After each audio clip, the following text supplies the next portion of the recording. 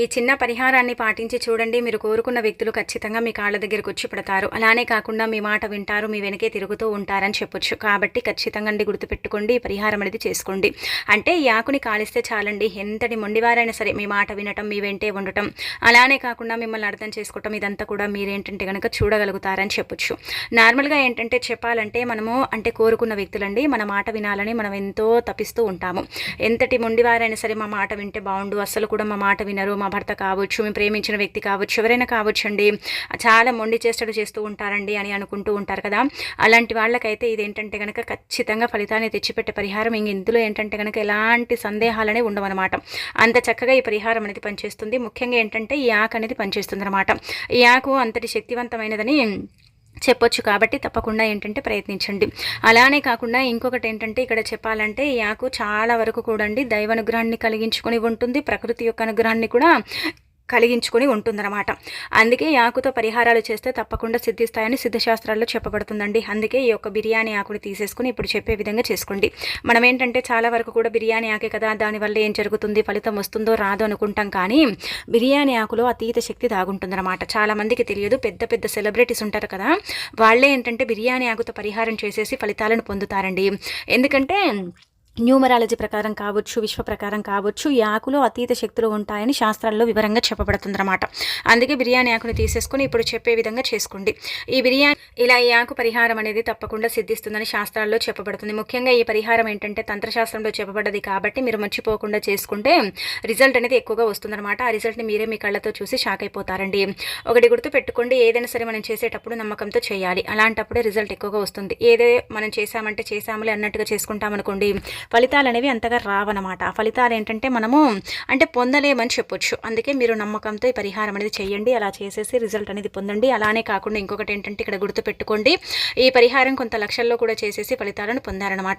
ఇప్పుడు మనం ఒక వ్యక్తిని ఎక్కువగా ఇష్టపడతామండి. ఆ వ్యక్తి ఏంటంటే మన మాట వినాలి, మనతోనే ఉండాలి, మనని అర్థం చేసుకోవాలి, మనని ఏంటంటే కనుక వ్యతిరేకించకూడదు అని మనం ఏంటంటే భావిస్తూ ఉంటాం కదా. కొంతమంది ఎట్లుంటారంటే కనుక మన మాట వినరు, వాళ్ళు చెప్పిందే వేదం అంటారు, అది ఏంటంటే కనుక రాంగ్ అయినా రైట్ అని అంటూ ఉంటారు. అలానే కాకుండా వాళ్ళే కరెక్ట్ అన్నట్టుగా ఏంటంటే కనుక అలా థాట్లో ఉంటూ ఉంటారు కదా. అందుకే దాని నుంచి వాళ్ళు బయటికి రావాలన్నా, చక్కగా ఇద్దరు కలిసి అన్యోన్యంగా ఉండాలన్నా, ఒకరినొకరు అర్థం చేసుకోవాలన్నా, అండర్స్టాండింగ్ అనేది ఉండాలన్నా సరేనండి, ఈ పరిహారాలు ఏంటంటే కనుక చక్కగా పనిచేస్తాయి అనమాట. చాలా మంచి రిజల్ట్ని తెచ్చిపెడతాయని చెప్పొచ్చు.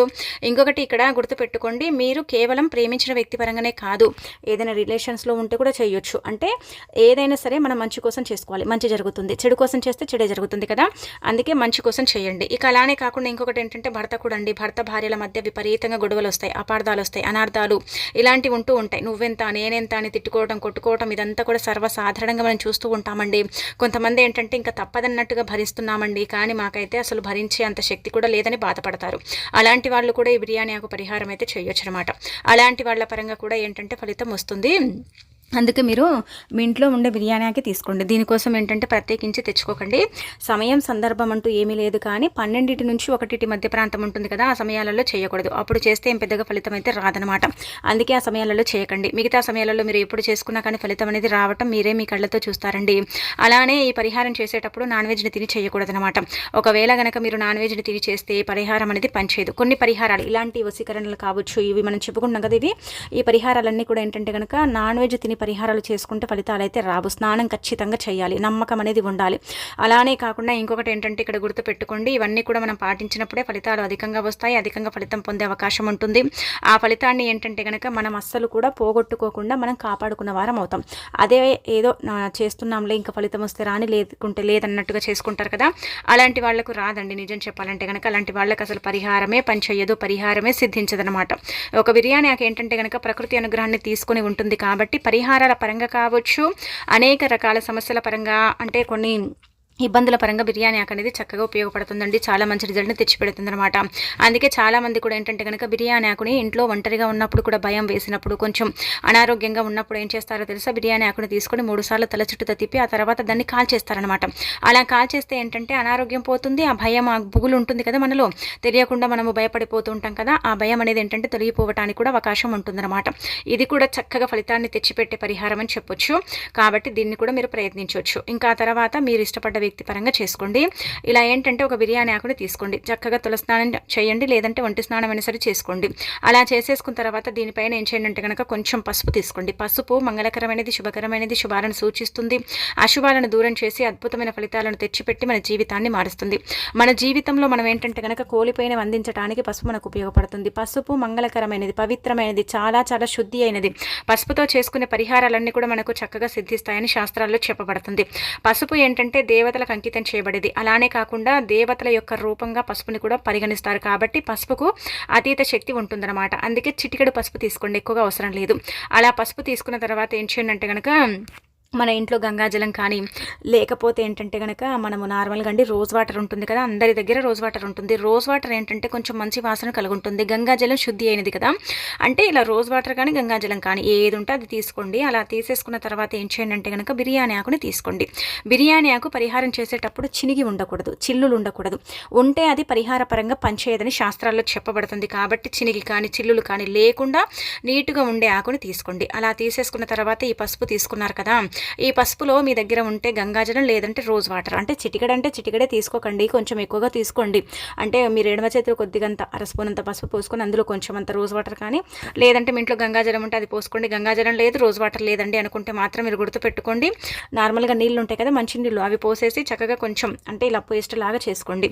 అలా పేస్ట్ ఏంటంటే కనుక ఆ కుంకుమతో మనము అంటే రాయొచ్చేలాగా చేసేసుకోండి, అంత పల్చగా చేసుకోండి.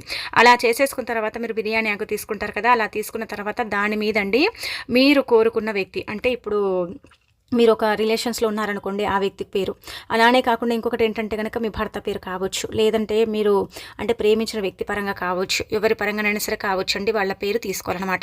ఇక్కడ మగవాళ్ళ పరంగానే కాదు, అంటే స్త్రీల పరంగా కూడా చేయొచ్చు. ఆడవాళ్ళు మగవాళ్ళని తేడా లేదు, ఎవరి పరంగానైనా సరే చేసుకోవచ్చు. ఇప్పుడు భార్య వినకపోయినా, భార్య కూడా మొండి చేష్టలు చేస్తున్నా, నువ్వెంత నేనెంత అని కొట్టుకోవటం, తిట్టుకోవటం, గొడవ పడటం, ఇదంతా కూడా సర్వసాధారణంగా మనం చూస్తూ ఉంటాం కదా. ఇవన్నీ కూడా చూసి మనం అలసిపోతూ ఉంటాం. కొన్నిసార్లు ఏంటి జీవితం ఇలా అయిపోయింది, అసలు ఏం చేయాలి, ఏం చేస్తే బాగుంటుంది అనుకుంటారు కదా. అలాంటి వాళ్ళకి ఇలాంటి పరిహారాలు చక్కగా పనిచేస్తాయి, చక్కగా సిద్ధిస్తాయండి. చాలా మంచి అంటే రిజల్ట్ని తెచ్చిపెడతాయి అనమాట. మనం ఏంటంటే ఉట్టిట్టి మాటలే అనుకుంటాం, కానీ ఇవి తప్పనిసరిగా సిద్ధించిన పరిహారాలు శాస్త్రాల్లో చెప్పబడుతుందన్నమాట. ఇది తంత్రశాస్త్రంలో చెప్పబడ్డ పరిహారము, అతీత శక్తివంతమైన పరిహారము. బిర్యానీ ఆకుని కాల్చిన వెంటనే ఏంటంటే కనుక రిజల్ట్ని పొందుతాం. అంటే వెంటనే అంటే ఒక రాత్రి నిద్రించిన తర్వాత మనకు రిజల్ట్ అనేది వస్తుందన్నమాట. అందుకే బిర్యానీ ఆకు మీద ఏంటంటే కనుక పసుపుతో ఈ విధంగా రాసేసి ఇంకా కాల్చేయండి, సరిపోతుంది. అంటే మీ భర్త మీ మాట వినాలని, లేదంటే మీరు ప్రేమించిన వ్యక్తి మీ మాట వినాలని, మీకు ఎదురు చెప్పకుండా ఉండాలని, అంటే మంచి కోసం చేస్తున్నాం కదా, అందుకే మంచిగా ఆలోచించి చేయండి. మంచిగా ఆలోచించి చేస్తే ఫలితం వస్తుంది. బిర్యానీ ఆకు మీద పసుపు మిశ్రమంతో రాసేసిన తర్వాత సింక్ దగ్గర మీరు బయటికి కూడా వెళ్ళాల్సిన అవసరం లేదండి. ఇక్కడ చూడండి, శ్రమించాల్సిన అవసరం లేదు, కష్టపడాల్సిన అవసరం లేదు, అలానే డబ్బుని కూడా ఖర్చు పెట్టి పరిహారం చేసుకోవాల్సిన అవసరమే లేదనమాట. అందుకే మనము ఈజీగా చేసేసుకునే పరిహారం, ఈజీగా ఫలితాన్ని పొందే పరిహారం. కాబట్టి బిర్యానీ ఆకు మీద ఈ విధంగా రాసేసి ఇంకా ఏం చేయండి అంటే సింక్ దగ్గర కాల్చండి. మనకేంటంటే సింకులు ఉండవు కదా, నార్మల్గా సింకులు లేకుండా మనకు వాష్ ఏరియా గచ్చులు ఉంటాయి కదండి, గచ్చులు అంటాము, కొంతమంది వాష్ ఏరియా అంటారు కదా.